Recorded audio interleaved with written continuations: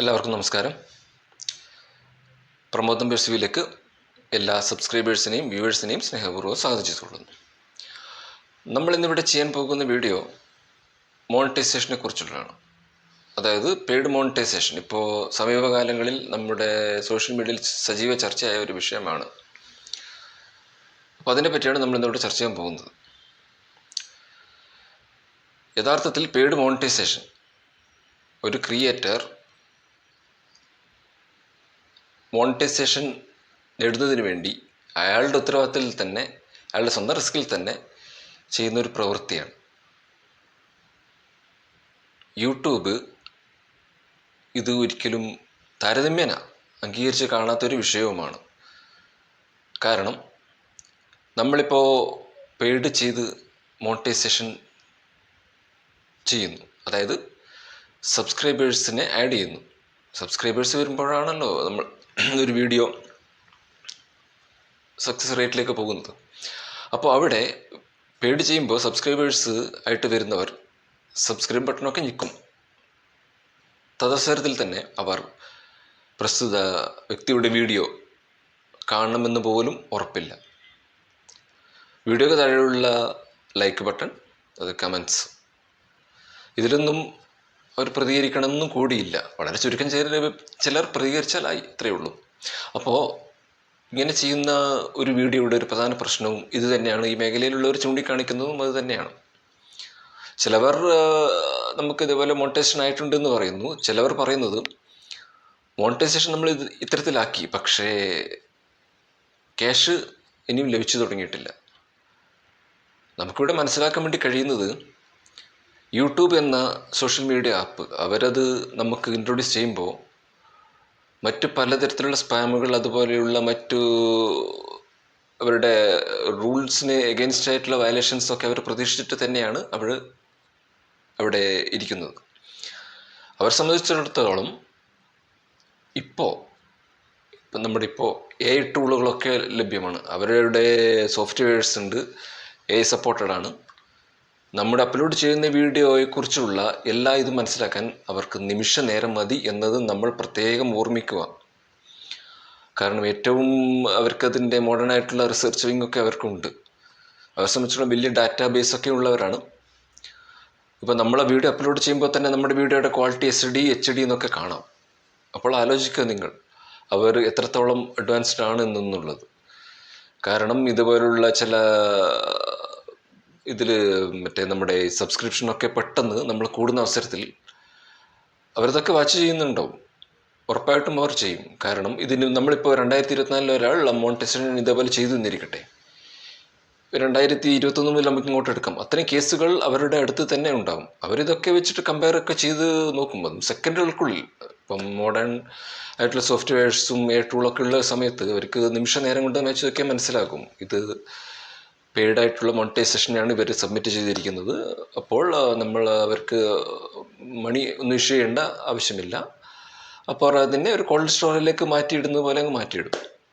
അപ്പോൾ നമ്മൾ അതിന് തൊട്ടുമുമ്പേരുടെ കഷ്ടപ്പെട്ടതും നമ്മുടെ സമയങ്ങളും നമ്മുടെ ചാനലിൻ്റെ പേരും ഒക്കെ അവിടെ ഇല്ലാതാവുകയാണ് ചെയ്യുന്നത്. നമ്മുടെ റിസ്കിൽ തന്നെ നമ്മൾ നമ്മുടെ ചാനലിൽ ഇല്ലായ്മ ചെയ്യുന്നതിന് തുല്യമാണത്. യൂട്യൂബ് നമ്മളോട് പറഞ്ഞിരിക്കുന്നത്, അവരുടെ ആപ്പിൽ കൂടി നമുക്ക് വീഡിയോ ഷെയറിങ് ആപ്പാണ് നമ്മൾ ചെയ്യുക. അപ്പോൾ ലാസ്റ്റ് 365 ഡേയ്സിനുള്ളിൽ 1000 സബ്സ്ക്രൈബേഴ്സും 4000 അവേഴ്സ് വാച്ച് ടൈമുമാണ് ക്രൈറ്റീരിയ പറഞ്ഞിരിക്കുന്നത്. സെലിബ്രിറ്റികൾക്കൊക്കെ വളരെ പെട്ടെന്ന് തന്നെ ഇത് ചില സമയം ചെയ്യാൻ കഴിയും. കാരണം അവരെ നമുക്ക് എല്ലാവർക്കും മുൻകൂട്ടി അറിയുന്നതാണ്. അപ്പോൾ നമുക്ക് അവരുടെ കാര്യത്തിൽ നമുക്കൊന്നും അതിൽ നമ്മളങ്ങനെ ഒരു നെഗറ്റീവായിട്ട് കാണാൻ പറ്റില്ല. നമ്മളെ സംബന്ധിച്ചിടത്തോളം പലരും പുതിയവരാണ് വരുന്നത്, നമ്മുടെ വിഷയങ്ങൾ നമ്മുടെ വ്യൂവേഴ്സിന് മുന്നിൽ അവതരിപ്പിക്കുകയാണ്. അപ്പോൾ നമ്മൾ പുതുതായിട്ട് വരുന്നതിൻ്റെ ഒരു ഭാഗമായിട്ട് എന്താണെന്ന് വെച്ചാൽ, ചിലവർക്ക് അവരുടെ കണ്ടൻറ്റിൻ്റെ മികവ് കൊണ്ട് ഒരു 3 മാസം 6 മാസം 1 വർഷത്തിനുള്ളിൽ തന്നെ ആക്കാം. എൻ്റെ അറിവിൽ ഏകദേശം 21 തുടങ്ങിയവർ ഇപ്പോൾ 23 ലാസ്റ്റ് എൻഡോട് കൂടിയിട്ടാണ് മോണിറ്റൈസേഷൻ അവരവരുടെ ചാനൽ കൂടി തന്നെ പറഞ്ഞത്. 3 വർഷം എടുത്തു. അവർ സ്കിറ്റ് പോലുള്ള ഐറ്റംസൊക്കെയാണ് ചെയ്യുന്നത്. 3 വർഷം എടുത്തു. അപ്പോൾ ആലോചിക്കൂ, ക്രമാനുഗതമായ വളർച്ചയുണ്ടെങ്കിൽ അത് ഒരു ടൈമിൽ അത് മോണിറ്റൈസേഷനിലേക്ക് കയറി ചെല്ലും, അതിൽ സംശയമൊന്നുമില്ല. അല്ലാത്ത പക്ഷം നമ്മളിങ്ങനെ പെയ്ഡ് മോണിറ്റൈസേഷൻ ആക്കുമ്പോൾ ഉള്ളതാണ്. ഇപ്പോൾ ഇതിൽ തന്നെ നമുക്കറിയാം കമൻറ്റ്, ഇപ്പം കമൻറ്റ്, ലൈക്ക്. ഇപ്പം കമൻസിൽ ഉള്ള അത്ര ആവണം എല്ലാവരും ലൈക്ക് ചെയ്യണമെന്നില്ല. ചിലപ്പോൾ ലൈക്ക് കൂടുതലായിരിക്കും, കമൻസ് കുറവായിരിക്കും. ഇതൊക്കെ യൂട്യൂബ് ആക്സെപ്റ്റ് ചെയ്യും. അതുപോലെ തന്നെ ഇവിടെ നമ്മൾ കാണുന്ന ഒരു കാര്യം, വ്യൂവേഴ്സ് ചിലപ്പോൾ ഒരു മീഡിയം ലെവലിൽ പോകുന്നുണ്ടാകാം, പക്ഷെ വാച്ച് അവറൊക്കെ കൂടും. അത് യൂട്യൂബ് ആക്സെപ്റ്റ് ചെയ്യും. കാരണം ഒരു നിശ്ചിത പർട്ടിക്കുലർ ടൈമിൽ ഒരുപാട് സബ്സ്ക്രൈബേഴ്സ് ഒരുമിച്ച് വരുമ്പോൾ അത് യൂട്യൂബ് ഒരിക്കലും ആക്സെപ്റ്റ് ചെയ്യാനുള്ള ചാൻസേ ഇല്ല. പിന്നെ അതുപോലുള്ള വൈറലായ കണ്ടന്റിന് മാത്രമാണ് അത് ചില സമയം അവർ ഓക്കെ അതിനെ ബേസ് ചെയ്തിട്ട് അവർ വേണമെങ്കിൽ അപ്രൂവ് ചെയ്യും. അല്ലാത്ത പക്ഷം വീഡിയോയ്ക്ക് ഉദ്ദേശിച്ച ക്വാളിറ്റി അത് അവർ നോക്കും, അതിന് ആനുപാതികമായിട്ടാണ് സബ്സ്ക്രൈബേഴ്സ് വരുന്നത് നോക്കും. അപ്പോൾ അതിൽ നിന്നും വിഭിന്നമാണ് എന്നുണ്ടെങ്കിൽ തീർച്ചയായിട്ടും അവർ ആ മോണിറ്റൈസേഷനെ ഒരിക്കലും അപ്രൂവ് ചെയ്യാൻ ചാൻസേ ഇല്ല. കാരണം അതിൻ്റെ പ്രോസസ്സിംഗ് ഒക്കെ ചെയ്യുന്നത് ഏറ്റവും മോഡേൺ ആയിട്ടുള്ള സിസ്റ്റംസ്, സോഫ്റ്റ്വെയർസ് അതൊക്കെ വെച്ചിട്ടാണ് അവർ അനാലിസിസ് ചെയ്യുന്നത്. നമ്മുടെ വൈറ്റി സ്റ്റുഡിയോനാണ് ഉദാഹരണം. നമ്മുടെ വൈറ്റി സ്റ്റുഡിയോയിൽ ഇപ്പം നമുക്ക് കാണാൻ വേണ്ടി കഴിയും, ഇപ്പോൾ അനലിറ്റിക്സ് നമുക്കുണ്ട്. അപ്പോൾ അതിൽ നമ്മുടെ സബ്സ്ക്രൈബേഴ്സിൻ്റെ എണ്ണം കാണുന്നുണ്ട്, യുണീക്ക് വാച്ചവേഴ്സ്, റിട്ടേണിംഗ് വാച്ചവേഴ്സ്. അപ്പോൾ അതുപോലെ തന്നെ നമ്മുടെ വീഡിയോസിൻ്റെ ചാനൽ എത്ര റാങ്കിങ്ങിൽ വരുന്നു, അത് ഗ്രാഫിൻ്റെ രൂപത്തിൽ തന്നെ കാണുന്നുണ്ട്, ഗ്രാഫിക്കലായിട്ട് തന്നെ കാണിക്കുന്നുണ്ട്. ലക്ഷോപലക്ഷം യൂട്യൂബേഴ്സിനുണ്ട്. അപ്പോൾ നമുക്ക് നമ്മുടേതായിട്ട് തന്നെ കാണിച്ചു തരുന്നുണ്ടെങ്കിൽ അവരുടെ ഡാറ്റ സെൻറ്ററിൻ്റെ മികവ് എത്രത്തോളം ഉണ്ടെന്ന് നമ്മൾ ആലോചിക്കണം. അപ്പോൾ ചെറിയ തെറ്റ് പോലും ഉണ്ടെങ്കിൽ അവർക്കത് സെക്കൻഡ് നേരത്തിനുള്ളിൽ തന്നെ അത് ഓട്ടോമാറ്റിക്കായി അത് അവരുടെ മാർക്ക് ചെയ്ത് കഴിഞ്ഞു. ഒരു നോർമൽ വീഡിയോ, അതായത് റെസ്ട്രിക്ഷൻസിൽ ഇപ്പം നമ്മളിപ്പം അപ്ലോഡ് ചെയ്യുമ്പോൾ റെസ്ട്രിക്ഷൻ രണ്ട് വരുന്നുണ്ടെങ്കിൽ ഓക്കെ, അതൊരു പരിധി വരെയും വീഡിയോ നമുക്ക് മുന്നോട്ട് പോകാനുള്ള ഒരു വഴിയാണ്. തുടർന്ന് റെസ്ട്രിക്ഷൻ ഒന്നുമില്ലാത്ത വീഡിയോ ആയത് കാരണം അത് സ്ട്രൈക്കൊന്നും വരില്ല. അതുപോലെ തന്നെ വീഡിയോയിൽ കണ്ടൻറ്റും ക്വാളിറ്റി ഉണ്ടെങ്കിൽ അത് സ്വാഭാവികമായിട്ടും ജനങ്ങളിലേക്ക്, വ്യൂവേഴ്സിലേക്ക് എത്തും, അവർ ലൈക്ക് ഷെയറൊക്കെ ചെയ്യും. പക്ഷേ ഇതിന് കുറച്ച് കാലതാമസം പിടിക്കും എന്നുള്ളതാണ് വേറെ ഒരു ഇതുള്ളത് വിഷയം. അപ്പോൾ കണ്ടൻറ്റിൻ്റെ മികവനുസരിച്ചിട്ടായിരിക്കും. അപ്പോൾ ചില സമയം അതിന് ഇതായിട്ട് ഷോർട്സൊക്കെ ചെയ്യുകയാണെങ്കിൽ വ്യൂവേഴ്സും നമ്മുടെ സബ്സ്ക്രൈബറും വർദ്ധിക്കും. അതിൽ വ്യൂവേഴ്സ് ഷോർട്സ് കാണുമ്പോൾ സബ്സ്ക്രൈബർ കിട്ടും, പക്ഷേ വ്യൂവേഴ്സ് അത് വേറെ ആയിട്ട് തന്നെ കണക്കാക്കുന്നത്. ഷോർട്സിൻ്റെ ഇത് വേറെ തന്നെ വ്യൂവേഴ്സായിട്ട് മാറും, പക്ഷേ സബ്സ്ക്രൈബർ കിട്ടും. ആ സബ്സ്ക്രൈബർ വന്നാൽ നമ്മുടെ ലോങ് വീഡിയോയിലേക്ക് അവർ വരാനുള്ള ചാൻസ് വളരെയധികം ഉണ്ട്, വന്നിരിക്കും മിക്കവരും. അപ്പോൾ അങ്ങനെയാണ്. ഇപ്പം ഞാൻ നോട്ട് ചെയ്തിരിക്കുന്ന ഒരു കാര്യങ്ങൾ അത് തന്നെയാണത്. ഇപ്പം അതുമല്ല, ഇങ്ങനെ പിടിക്കപ്പെട്ട് കഴിഞ്ഞാൽ സ്ട്രൈക്ക് വരാം, ചാനൽ തന്നെ ടെർമിനേറ്റ് ആവും. പെയ്ഡ് ചെയ്തിട്ട് ആണെങ്കിൽ അവർ അതിൽ കോംപ്രമൈസ് ചെയ്യാനുള്ള ചാൻസ് വളരെ കുറവാണ്. ഇപ്പോൾ സമീപകാലത്തൊരു വീഡിയോ ഞാൻ കണ്ടു. ഇപ്പോൾ ഒരു യൂട്യൂബറിനെ, അയാൾ വേറെ ഒരു യൂട്യൂബർ പരിചയപ്പെടുത്തിയാണ്. അപ്പോൾ അദ്ദേഹത്തിൻ്റെ ചാനൽ തന്നെ ടെർമിനേറ്റ് ചെയ്തു. കാരണം അദ്ദേഹം എന്തോ ഒരു സമ്മാനമോ അങ്ങനത്തെ ഓഫർ ചെയ്തിട്ടൊക്കെയാണ് അതിൽ കൂടി പറയുകയുണ്ടായി, നിങ്ങൾ സബ്സ്ക്രൈബ് ചെയ്താൽ അങ്ങനെ ഇങ്ങനെയൊക്കെയാണ് പറയുകയുണ്ടായി. ആ ഒരു സംസാരത്തിൻ്റെ മുകളിൽ മാത്രം ആ ചാനൽ പോയി. അത് എത്രയോ വ്യൂവേഴ്സ് ഉണ്ട്, ലക്ഷത്തിനടുത്ത് വ്യൂവേഴ്സൊക്കെ ഉള്ളതാണ്, സബ്സ്ക്രൈബേഴ്സ് ഉണ്ട്. വളരെ നന്നായിട്ട് പോകുന്നൊരു ചാനലായിരുന്നു. അത് അദ്ദേഹത്തിന് നഷ്ടപ്പെട്ടു. പരമാവധി അപ്പീൽ ചെയ്തിട്ടും തിരിച്ചു കൊടുത്തില്ല. അവിടെ തന്നെ നിങ്ങൾക്ക് കാണാൻ വേണ്ടി കഴിയും, അദ്ദേഹം വേറൊരു പ്രശ്നങ്ങളൊന്നും തന്നെ ഉണ്ടായിരുന്നില്ലേ. അദ്ദേഹം തന്നെ ചെയ്തു വെച്ചൊരു കാരണം കൊണ്ട് മാത്രമാണ് അത് പോയത്. പെയ്ഡ് മോണിറ്റൈസേഷനും അദ്ദേഹം ചെയ്തിട്ടില്ല, ഒന്നും തന്നെ ചെയ്തിരുന്നില്ല, ഈ ഒരു കാരണം കൊണ്ട് മാത്രം.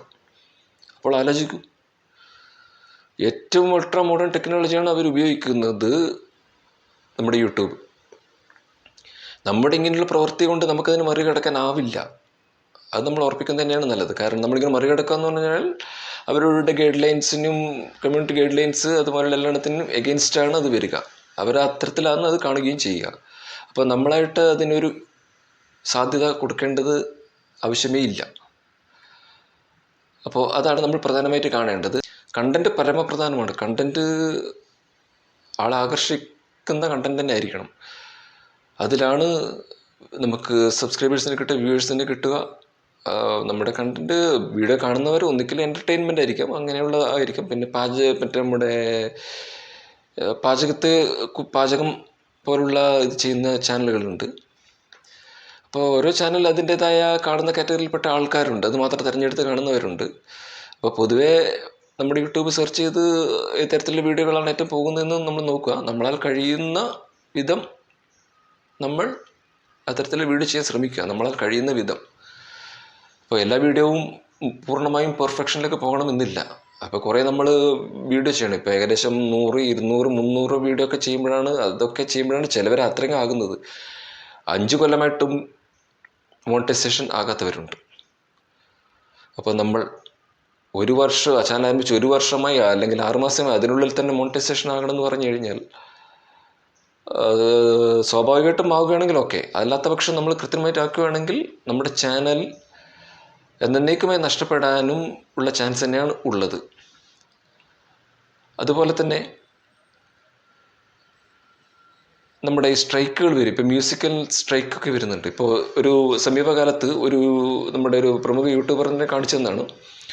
മോണിറ്റൈസേഷനായി, പക്ഷേ സോങ് അതൊക്കെ ഉപയോഗിച്ചിട്ട് കുറേ സ്ട്രൈക്കുകൾ വന്നു. അപ്പോൾ അദ്ദേഹം അത് ഇടപെട്ടിട്ട് ഇപ്പം സ്ട്രൈക്ക് നീക്കി കൊടുക്കുന്ന വീഡിയോ, അതായത് പുതിയതായിട്ട് ഈ ഇറേസ് സോങ് എന്നുള്ള ഓപ്ഷൻ വന്നിട്ടുണ്ട്, അത് വെച്ചിട്ട് നീക്കി കൊടുക്കുന്നു.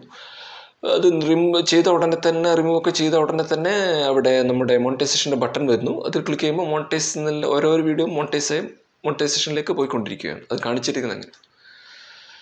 അപ്പോൾ നമ്മളൊരു വീഡിയോകൾ കൃത്യമായി ചെയ്യുക, ഇതുപോലെ സ്ട്രൈക്കുകൾ ഉണ്ടെങ്കിൽ അത് ഒഴിവാക്കുക, അങ്ങനെയെല്ലാം മെയിൻറ്റെയിൻ ചെയ്തിട്ട് മാത്രമേ ഇക്കാര്യത്തിൽ മുന്നോട്ട് പോകാൻ പറ്റുകയുള്ളൂ. നമ്മുടെ ഇഷ്ടപ്രകാരം ഇതിനെങ്ങനെ കൈകാര്യം ചെയ്യാൻ പറ്റില്ല. നമ്മുടെ വീഡിയോ ഒക്കെ നമുക്ക് ചെയ്യാം, കൃത്യമായി ചെയ്യുക.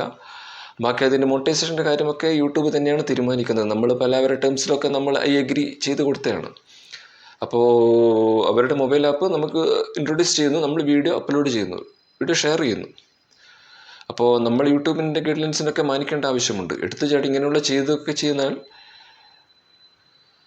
ചാനൽ മോണിറ്റൈസേഷൻ ആവുകയില്ല, അത് ടെർമിനേറ്റ് ചെയ്യപ്പെടുകയും ചെയ്യും. അപ്പോൾ നമ്മുടെ വീഡിയോ ക്വാളിറ്റിയിലും ശ്രദ്ധ വരുത്തണം. ഇപ്പം ഞാനൊരു വീഡിയോ ചെയ്തിട്ടുണ്ട് SD HD ക്വാളിറ്റിയെ പറ്റിയിട്ട്. നിങ്ങൾക്ക് ആ വീഡിയോ കാണാം. നമ്മുടെ വീഡിയോ ചെയ്യുമ്പോൾ പരമാവധി പ്രകാശമുള്ളിടത്ത് അല്ലെങ്കിൽ അതിനുള്ള പ്രകാശ സംവിധാനം ക്രമീകരിച്ചിട്ടൊക്കെ ചെയ്യുകയാണെങ്കിൽ അതിനൊരു ക്ലാരിറ്റി ഉണ്ടാകും. ഇപ്പോൾ വീഡിയോ കാണുന്ന പലരും ക്ലാരിറ്റി ഒക്കെ നോക്കും.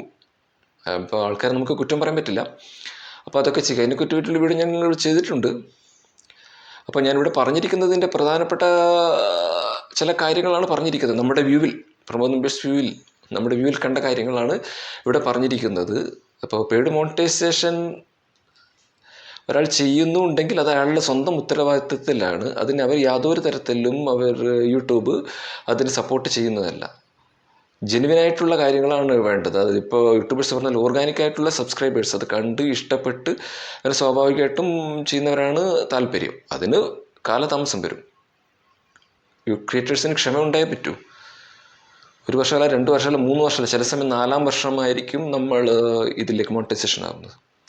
ലാസ്റ്റ് 365 ഡേയ്സ് ആണല്ലോ. അപ്പോൾ അതെപ്പോഴാണ് പൂർത്തിയാകുന്നത്, അപ്പോൾ അതുവരെ നമ്മൾ കാത്തിരുന്നേ പറ്റൂ. അല്ലാത്ത പക്ഷം നമുക്ക് നഷ്ടങ്ങൾ സംഭവിക്കും. അപ്പോൾ ക്വാളിറ്റി, നമ്മൾ കണ്ടൻറ്റ് നോക്കുക, ക്വാളിറ്റി അതിൻ്റെ ചിത്രീകരിക്കുമ്പോഴുള്ള അതിൻ്റെ ഒരു ക്ലാരിറ്റിയെ പറ്റി നോക്കുക. അപ്പോൾ നല്ല രീതിയിൽ എഡിറ്റിംഗ് ആപ്പ് ഉപയോഗിച്ചിട്ട് അതിൻ്റെ പരമാവധി ഒരു നല്ല രൂപത്തിൽ ആർക്കും മടുക്കാത്ത വിധത്തിൽ ക്രമീകരിച്ച് അത് എഡിറ്റ് ചെയ്ത് അപ്ലോഡ് ചെയ്യുക. റെസ്ട്രിക്ഷൻ വരാത്ത വിധം നോക്കുക. അൺലിസ്റ്റഡ് ചെയ്തിട്ട് റെസ്ട്രിക്ഷൻ വരാത്ത വിധത്തിൽ തന്നെ ചെയ്യുക. യൂട്യൂബ് എന്തൊക്കെ പറഞ്ഞിട്ടുണ്ട് അതുപോലെ ചെയ്യുക. അതിനപ്പുറം നമ്മൾ കമ്മ്യൂണിറ്റി ടാബ് ഉണ്ട്. ഇപ്പോൾ 0 സബ്സ്ക്രൈബേഴ്സിന് പോലും അത് ഉപയോഗിക്കാം, കമ്മ്യൂണിറ്റി ടാബ്. അപ്പോൾ അതിൽ നമ്മുടെ വീഡിയോനെ പറ്റി ഇൻട്രൊഡ്യൂസ് ചെയ്യുക. മുൻപ് എടുത്ത വീഡിയോ ആയാലും ഇൻട്രൊഡ്യൂസ് ചെയ്യാം. പിന്നെ ഗൂഗിൾ ആഡ്സ് ഉണ്ട്. ഗൂഗിൾ ആഡ്സിൽ പക്ഷേ ഇൻട്രൊഡ്യൂസ് ചെയ്യും, പക്ഷേ അതിൽ വാച്ച് അവറൊന്നും വരാൻ ചാൻസ് കുറവാണ്. അത് നമ്മൾ ഇൻട്രൊഡ്യൂസ് ചെയ്യുന്നതാണ്. അപ്പോൾ അത് ഉപകാരപ്പെടും. അങ്ങനെ ചെയ്യാനുള്ളവർക്ക് അതിൽ കൂടി ചെയ്യാം. അല്ലാതെ ഇപ്പം കമ്മ്യൂണിറ്റി ടാബ്, പിന്നെ റിലേറ്റഡ് വീഡിയോ എന്നുള്ള ഓപ്ഷൻസ് ഒക്കെ ഉണ്ട്. അതൊക്കെ വഴി നമ്മൾ ചെയ്യാം. അവർ പരമാവധി അതിനുള്ള ഓപ്ഷൻസ് അതിൽ ഇട്ടിട്ടുണ്ട്. കണ്ടൻറ്റ് മുഖ്യമാണ്, അത് ഓർമ്മിക്കുക. കണ്ടൻറ്റ് എപ്പോഴും മുഖ്യമാണ്. കണ്ടൻറ്റിൻ്റെ ഒരു ഗുണം അനുസരിച്ചിട്ടായിരിക്കും ഇതിലൊക്കെ മുന്നോട്ട് സഞ്ചരിക്കുക. അത് എപ്പോഴും ഉറപ്പ് വരുത്തുക. പിന്നെ നമ്മുടെ ഫ്രണ്ട് സർക്കിൾ അല്ലെങ്കിൽ ഇങ്ങനെ വാട്സപ്പ് ഗ്രൂപ്പ്, ഫേസ്ബുക്ക് ഗ്രൂപ്പ്, അതിലൊക്കെ നമ്മുടെ വീഡിയോ നമ്മൾ പോസ്റ്റ് ചെയ്യുക. അപ്പോൾ അങ്ങനെ പല വിധത്തിലും വരാം. അങ്ങനെ ക്രമാനുഗതമായിട്ട് കാലമെടുത്തിട്ടേ ഇത് പറ്റുള്ളൂ. നമ്മൾ സാധാരണ ഒരു വ്യക്തി ചെയ്യുമ്പോൾ സെലിബ്രിറ്റി ആയിട്ട് നമ്മൾ ഒരിക്കലും കമ്പയർ ചെയ്യാൻ നിൽക്കരുത്. അതും നമ്മുടെ ഇതും വേറെ വേറെ ആയിട്ടാണുള്ളത്. നമ്മൾ വർഷമെടുത്ത് എല്ലാവരിലും പരിചിതരാവുക. പിന്നെ സ്വാഭാവികമായിട്ടും വരും. അങ്ങനെയാണ് പലരും കാണുന്നത്. K L bro Biju Hrithik കേരളത്തിലെ നമ്പർ 1 ആണ് അദ്ദേഹം. മില്യൺ കണക്കിന് സബ്സ്ക്രൈബേഴ്സ് ഉണ്ട്. അദ്ദേഹത്തിൻ്റെ വീഡിയോ സ്കിറ്റ് രൂപത്തിലുള്ള മറ്റു വീഡിയോകളാണ് അദ്ദേഹം ചെയ്യുന്നത്. എന്നിട്ട് പോലും അദ്ദേഹത്തിന് അത്രമേൽ ഉയരത്തിലാണ് അദ്ദേഹം ഉള്ളത്. നിങ്ങൾക്ക് കാണാൻ വേണ്ടി കഴിയും അദ്ദേഹത്തിൻ്റെ വീഡിയോ. അദ്ദേഹം പാചകമോ മറ്റു കാര്യങ്ങളൊന്നുമല്ല ചെയ്യുന്നത്. ഇതിൽ കൂടി തന്നെയാണ് അദ്ദേഹം ഡെവലപ്പായിരിക്കുന്നത്. അപ്പോൾ ആ സ്വാഭാവികമായിട്ടും അദ്ദേഹത്തിൻ്റെ നിലപാടിൽ നിന്നുകൊണ്ട് ആ തരത്തിൽ കഴിയാവുന്ന ചുറ്റുപാടിൽ ഒരു വീഡിയോ ഒക്കെ ചെയ്തിട്ടാണ് അദ്ദേഹം പോയത്. വേറെ ഒരു മാർഗവും സ്വീകരിച്ചില്ല. അപ്പോൾ അദ്ദേഹം അതിൻ്റെ പൊസിഷനിലെത്തി. അദ്ദേഹം എല്ലാ പ്ലേ ബട്ടണുകൾ പലതും അദ്ദേഹം പിന്നിട്ട് കഴിഞ്ഞു. അപ്പോൾ നമുക്കത് കാണാൻ വേണ്ടി കഴിയും സ്വാഭാവികമായിട്ടും പോകുന്നത്. അപ്പോൾ ഞങ്ങളിപ്പോൾ ഇവിടെ പറഞ്ഞിരിക്കുന്നത് അതുകൊണ്ട് തന്നെയാണ്. സ്വാഭാവികമായിട്ടുള്ള ഒരു ഇതിന് വിട്ടുകൊടുക്കുക, പരമാവധി മെച്ചപ്പെടുത്താൻ നോക്കുക. ഇങ്ങനെയുള്ള സിമ്പിളായിട്ടുള്ള കാര്യങ്ങൾ തന്നെയാണ് ഉള്ളത്. അല്ലാണ്ട് ഇതിൽ കോംപ്ലിക്കേറ്റഡ് ആയിട്ട് പറയേണ്ട കാര്യങ്ങളൊന്നും തന്നെയില്ല. കണ്ടൻറ്റ് വെറൈറ്റി നോക്കുക, നമ്മളാൽ കഴിയുന്ന വിധം നോക്കുക. അത് തന്നെയാണ് ഇതിൽ പറയാനുള്ളൂ. അല്ലാണ്ട് ഷോർട്ട് കട്ടുകൾ വേറെ ഒന്നും തന്നെ ഇല്ല. ഇപ്പോൾ റീയൂസ്ഡ് കണ്ടൻറ്റൊക്കെ ഉണ്ടാകാം, പക്ഷെ അതൊക്കെ ഉത്തരവാദിത്വം നമ്മൾ ഏൽക്കേണ്ടി വരും. അപ്പോൾ അനുസരിച്ചിട്ട് നോക്കിയും കണ്ട് ചെയ്യുക. അപ്പോൾ ഇതിൽ പ്രധാനപ്പെട്ട പോയിന്റുകൾ മാത്രമാണ് ഇവിടെ നമ്മൾ പറഞ്ഞിരിക്കുന്നത്. അപ്പോൾ നമ്മൾ പുതിയ സീരീസ് തുടങ്ങിയാണ്. ഇപ്പോൾ നമ്മൾ SDHD കണ്ടു. ഇപ്പം മോണിറ്റൈസേഷനെ പറ്റിയുള്ള 2ാമത്തെ വീഡിയോ ആണ്. അപ്പോൾ നിങ്ങളുടെ സബ്സ്ക്രൈബ് ചെയ്യണം, നമുക്കത് പ്രോത്സാഹനമാകും. അതുപോലെ തന്നെ ലൈക്ക്, ഷെയർ എന്നിവയൊക്കെ ചെയ്യണം. ഇവ രണ്ടും എല്ലാം ചെയ്യുമെന്ന് പ്രതീക്ഷിച്ചുകൊണ്ട് ഞാൻ ഈ വീഡിയോ ഇവിടെ നിർത്തുന്നു. പുതിയ വീഡിയോ അടുത്ത് തന്നെ വരുന്നതാണ്. എല്ലാവരും മറക്കാതെ തന്നെ സബ്സ്ക്രൈബ് ചെയ്യുക. എല്ലാവർക്കും നമസ്കാരം.